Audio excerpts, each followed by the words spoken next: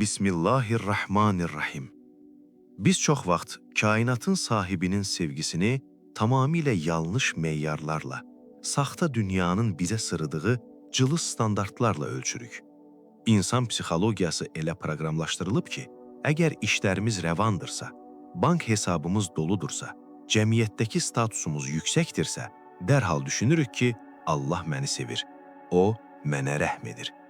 Və əksinə, əgər çətinliklər dalğa-dalğa üstümüzə gəlirsə, qapılar bir-bir üzümüzə çırpılırsa, ən sevdiklərimiz tərəfindən tərk ediliriksə, qaranlıq bir otaqda dizlərimizi qucaqlayıb fəryad edirik. Allah məni tərk etdi, mən nə günah etmişdim ki, bu bəlalar mənim başıma gəlir. Lakin dayanın, dərindən nəfəs alın və bu illüziyanı parçalamağa hazırlaşın. İlahi qanuna uyğunluq sizin düşündüyünüz o bəsit, ticarətçi məntiqi ilə işləmir. Bəşəriyyətin ən böyük mütəfəkkirlərinin və mütləq İslam fəlsəfəsinin bizə öyrətdiyi sarsılmaz həqiqət budur ki, Uca Allah dünyanı, pulu, şöhrəti, taxt-tacı sevdiyinə də verir, ən nifrət etdiyinə də. Fironun da nəhəng sərvəti və orduları var idi. Qarunun xəzinələrinin sadəcə açarlarını onlarla güclü adam zorla daşıyırdı. Əgər sevginin mütləq ölçüsü pul, rahatlıq və problemsiz bir həyat olsaydı, Allah özünün ən çox sevdiyi elçilərini, peyğəmbərləri ac, yoxsul və qanlı sınaqlardan keçirməzdi. Bəs elə isə Allah həqiqətən sevdiyi bəndəsinə nəyi verir? Hər kəsə nəsib olmayan, özəl olaraq yalnız seçilmişlərə, ruhu mütləq həqiqətə oyananlara bəxş edilən o 3 sarsıdıcı hədiyyə nədir? Bugün sizinlə saxta dünyanın pərdələrini qaldırıb, ilahi məhəbbətin o 3 mütləq işarəsini kəşf edəcəyik. Qəlbinizi açın, çünki bu səyahətin sonunda bu siyahıdakı işarələrdən birini öz daxilinizdə tapmaq bəlkə də bütün həyatınızın, varoluşunuzun ən böyük müjdəsi olacaq. Allahın xüsusi olaraq seçib sevdiyi bəndəsinə verdiyi birinci şey, ciblərinin dolması deyil, şuurunun, idrakının qəflət yuxusundan oyanmasıdır. Kainatın əfəndisi, sallallahu aleyhi və alihi və səlləm, insan ağlını diz çöktürən, çox az bilinən o möhtəşəm kəlamında mütləq həqiqəti belə bəyan edir. Həqiqətən, Allah bir bəndəni sevəndə onu dünyadan qoruyar. Necə ki, siz öz xəstənizi ona ziyan verəcək yemək və içməkdən qoruyursunuz. Allahu Əkbər, bu fəlsəfənin dərinliyinə baxın. Biz dünyanı, mal-mülkü qazanmaq üçün yıxılıb sürünürük. Lakin Allah sevdiyi bəndəsini o dünyanın zəhərindən qoruyur. Sənin istədiyin o vəzifə bəlkə də səni zalım edəcəkdir. Sənin arzuladığın o sərvət bəlkə də sənin qəlbini daşlaşdıracaqdır. Allah səni sevdiyi üçün o qapıları sənin üzünə bağlayır ki, sən saxta dünyanın illüziyasında xəstələnməyəsən. Bununla birlikdə Allah o bəndəyə hikmət verir. Hikmət, hadisələrin zahirinə aldanmayıb, arxasındakı əsl səbəbi görmək qabiliyyətidir. İnsanlar bir itkiyə, bir iflasa faciə deyə fəryad edəndə, sənin o itkinin içindəki qorunma mexanizmini, səni daha böyük bir uçurumdan xilas edən ilahi müdaxiləni görməndir. İnsanlar kiminsə villasına, lüks həyatına həsəd aparanda, sənin o sərvətin qiyamətdə gətirəcəyi ağır hesabı və mənəvi yükü dərk edib, öz sadə halına mütləq şükr etməndir. Allah səni sevəndə, sənin gözündən dünyanın bərbəzərini silib atar. Sən artıq illüziyaya deyil, həqiqətə baxarsan. Lakin bu idrakın, bu hikmətin çox ağır bir bədəli var. Çünki insan mütləq həqiqəti dərk etməyə başladıqca ətrafındakı kütlədən uzaqlaşır. Əgər Allah sənə bu hikməti veribsə, sən mütləq şəkildə daxili bir tənhalıq yaşayacaqsan. Və bu, ilahi sevginin ən gizli işarələrindən biridir. İmam Əli əleyhissalam məhz bu hikmətə çatan Allahın sevdiyi o xüsusi qulların psixologiyasını deşifrə edərək buyurur. Yaradan onların gözündə o qədər böyümüşdür ki, ondan başqa hər şey onların gözündə kiçilmişdir. Təsəvvür edin bu psixoloji vəziyyəti.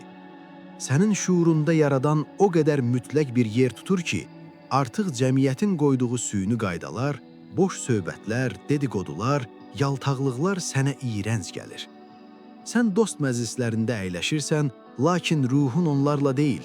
Onlar fani olanı müzakirə edir. Sənin ruhun isə əbədiyyəti axtarır. Bu, müqəddəs tənhalıqdır. Allah səni kütlənin səs-küyündən qoparır ki, sən yalnız onunla danışasan. Sənin daxilindəki o boşluq hissi, heç yerə aid olmamaq duyğusu əslində sənin ruhunun dünyəvi qəfəsdən qurtulmaq çırpıntısıdır. Əgər əvvəllər dəli kimi arzuladığın dünyəvi statuslar indi sənə cılız və mənasız gəlirsə, əgər kütlənin içində özünü tənha hiss edirsənsə, bil ki, o səni sevir və bəsirət gözünü açıb səni özünə tərəf çəkir. Bəlkə də insan psixologiyası üçün qəbul edilməsi ən çətin olan, lakin reallığı ən çox sarsıdan ikinci işarəyə gəlirik. Sınaq, dərd və çətinliklər. Bəli, uca Allah sevdiyi bəndəsinin üzərinə bəzən elə dağlar qədər çətinlik yükləyər ki, insan nəfəs ala bilməz. Rəvayət olunan o qan donduran hədisdə kainatın əfəndisi sallallahu aleyhi və alihi və səlləm insan məntiqini alt-üst edən bu qanunu bəyan edir. Mükafatın böyüklüyü sınağın, yəni bəlanın böyüklüyü ilə ölçülür. Həqiqətən, Allah bir bəndəni sevərsə, onu imtihana çəkər. Niyə? Sən fəryad edirsən, mən dürüst yaşayıram, kiminsə haqqını yemirəm, içkim yox, qumarım yox, bəs niyə mənim işlərim tərs gedir? Niyə ən böyük acıları mən çəkirəm? Niyə zalımlar rahatlıq içindəykən mən əzab çəkirəm? Cavab mütləq və sarsılmazdır. Çünki qızılın nə qədər saf olduğunu bilmək üçün, onun içindəki palçığı, qarışığı yox etmək üçün onu adi suda yuya bilməzsən, onu yüksək hərarətli, yandırıcı odda əritmək lazımdır. Əgər qızıl oda girməsə, heç vaxt mütləq saflığa çata bilməz. Sənin çəkdiyin o ağrılar, o xəstəliklər, o iflaslar, o xəyanətlər sənin atıldığın ilahi atəşdir. O atəş səni yandırmaq üçün deyil, sənin içindəki təkəbbür pasını, xudbinliyi və saxta dünyəvi bağlılıqları əridib yox etmək üçündür. Bu təmizləyici odun ən böyük hədəfi nədir bilirsinizmi? İnsanın içindəki o böyük bütü egonu qırmaq. Biz hər gündə olmadan öz gücümüzə, öz zəkamıza, öz pulumuza, ətrafımızdakı insanlara güvənirik. Allah sənə elə bir dərd verir ki, nə pulun, nə də zəkan kar etmir.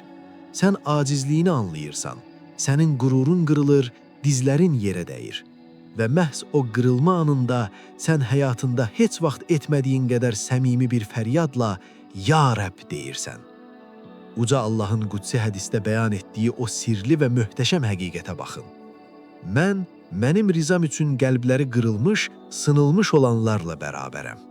Allahu Əkbər. Allah bütöv, təkəbbürlü, qürurlu qəlblərdə deyil, qırılmış, paramparça olmuş, acizliyini dərk etmiş qəlblərdə təcəlli edər. Sənin qırılan qürurun, gecələr kimsə görmədən tökdüyün o səssiz göz yaşların əslində səni yüksəldən bir nərdivandır. İmam Əli əleyhissalam bu möhtəşəm prosesi tək bir cümlə ilə xülasə edir. Bəla və çətinliklər, zalım üçün cəza, mömin üçün imtahan, Allahın sevdiyi dostları üçün isə dərəcədir, yəni yüksəlişdir. Əgər həyatında sənə sarsıdıcı bir zərbə dəyibsə və o zərbə sənin daxilindəki təkəbbürü qırıb, səni egondan xilas edibsə, and olsun ki, bu bir cəza deyil, bu mütləq sevginin və xüsusi diqqətin qan donduran sübutudur. Təmizləyici oddan keçən, hikmətə çatan və qüruru qırılan insanın ruhuna nəhayət Allah tərəfindən o ən nadir, üçüncü hədiyyə bəxş edilər. Rifq, yəni qəlbin mütləq mülayimliyi və sükunəti. Fırtınadan sonraki mütləq hüzur. Peyğəmbərimiz sallallahu aleyhi və alihi və səlləm buyurur, həqiqətən Allah bir ev əhlinə və ya bir bəndəyə xeyir istəyərsə, onların qəlbinə rifq, yəni mülayimlik daxil edər. Biz bugün elə bilirik ki, hər kəslə savaşan, qışqıran, ən kiçik səhvdə insanları qıran, intiqam üçün alışıb yanan adam güclüdür. Lakin o adamın daxili əslində cəhənnəm alovu içindədir. O, öz egosunun və qəzəbinin fağır bir köləsidir. Allah bir qulunu sevəndə, onun içindəki o dağıdıcı qəzəb fırtınasını kökündən dindirər. Sənin qəlbinə elə bir sarsılmaz sükunət gələr ki, kimsə sənə haqsızlıq edəndə, arxanca qara yaxanda qışqırmaq, nifrət qusmaq əvəzinə sadəcə dərin bir təbəssüm edib keçə bilərsən. Sən onlara qəzəblənməzsən, sən onların mənəvi kasıblığına və cəhalətinə acıyarsan. Allahın sevdiyi bəndənin ürəyində kinə, həsədə, qisasa zərrə qədər də yer qalmaz. Onun ruhu o qədər yüngülləşər, o qədər azad olar ki, heç bir dünyəvi itki, heç bir xəyanət, heç bir böhran onun o daxili sükunətini poza bilməz. O, fırtınanın mərkəzindəki o hərəkətsiz, mütləq sakit nöqtəyə çevrilər. Sən artıq zərər verməyən və zərər görməyən bir ruha çevrilərsən. İndi gözlərinizi yüngülcə qapayın. Dərindən və çox aramla bir nəfəs alın. Sizi yoran o dünyanın səs-küyünü, insanların bitməyən mənasız tələblərini, keçmişin peşmanlıqlarını və gələcəyin qayğılarını bu nəfəslə birlikdə bədəninizdən kənara atın. Bir anlıq dönüb öz daxilinizə, öz aynanıza baxın. Mən sizə 3 sual verirəm. Ruhunuzla cavab verin. Birincisi, sizdə hadisələrin pərdə arxasını görən, bitkilərin içindəki gizli qazancı fərq edən, sizi dünyadan uzaqlaşdıran o ilahi hikmət varmı? İkincisi, həyatınızdakı acıları, xəyanətləri və göz yaşlarını bir məğlubiyyət və ya cəza kimi deyil, sizi odda saflaşdıran, egonuzu qıran bir təmizlənmə prosesi olaraq qəbul edə bilirsinizmi? Üçüncüsü, qəlbinizdə səs-küylü insanlara, nifrətə və hadisələrə qarşı o mütləq ilahi sükunəti, o bağışlayıcı mülayimliyi hiss edirsinizmi? Əgər bu 3 işarədən biri, yaxud hamısı sizin ruhunuzda cücərməyə başlayıbsa, başınızı dik tutun. Siz unudulmamısınız, siz tərk edilməmisiniz. Siz aləmlərin Rəbbi tərəfindən xüsusi olaraq sevilən, odda bişirilən, egosundan təmizlənən və əbədiyyət üçün xüsusi olaraq hazırlanan o mütləq azad qullardansınız. Sizin qırılmış qəlbiniz Allahın nəzərgahıdır. İndi bu mənəvi səyahətin sonunda, rəy bölməsində milyonların içindən səsinizin duyulması, qəlbinizin bu mütləq sükunətə möhür vurması üçün bu cümləni yazın. Allahım, mənə hadisələrin ardındakı hikməti görəcək bəsirət, sınaqlarına dözəcək qırılmaz səbir və qəlbimə mütləq bir sükunət nəsib et. Məni sevdiyin qulların sırasına qat. Əgər bu fəlsəfə, bu həqiqət axtarışı ruhunuzda zərrə qədər də olsa oyanış yaratmışsa, o daxili düşməni məğlub etmək üçün sizə yeni bir nəfəs verdisə, zəhmət olmasa bu videonu bəyənərək, kanalımıza abunə olaraq bu mütləq həqiqət yolunda bizimlə birlikdə addımlamağa davam edin. Çünki biz birlikdə böyürük, birlikdə oyanırıq. Qəlbiniz daim ilahi nurla, ruhunuz isə heç vaxt sarsılmayan mütləq sükunətlə dolsun. Allahın amanında qalın.